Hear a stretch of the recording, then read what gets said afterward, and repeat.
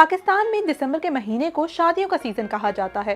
शादी के मौके पर दुल्हा दुल्हन को निकाहनामे पर साइन करने से पहले बहुत से शिकों के बारे में मालूमात ही नहीं होती। ऐसी कौन सी 5 चीजें हैं जो खास तौर पर खवातीन को निकाह पेपर्स पर साइन करने से पहले मालूम होनी चाहिए? हमने कुछ कानूनी माहिरीन से बात की है और जानने की कोशिश की है। नंबर 1, शिक नंबर 13 से 17 मेहर से मुतालिक है। हक मेहर 2 तरह का होता है, एक मुअज्जल और दूसरा गैर मुअज्जल। मेहर मुअज्जल निकाह के वक्त और बीवी के मुतालबे पर फौरी अदा किया जाता है, जबकि गैर मुअज्जल किसी प्री डिसाइडेड डेट और वाक़े के रुनवा होने पर अदा किया जाता है। नंबर 2, बीवी निकाहनामे के शिक नंबर 18 के मुताबिक तलाक का हक हासिल कर सकती है।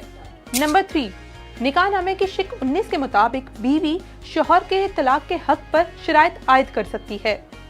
नंबर 4, निकाहनामे की शिक 20 के मुताबिक अगर शादी के मौके पर खर्च के लिए कुछ दस्तावेजात तैयार की गई हैं तो इसे तफसीलात का हिस्सा बनाया जाए।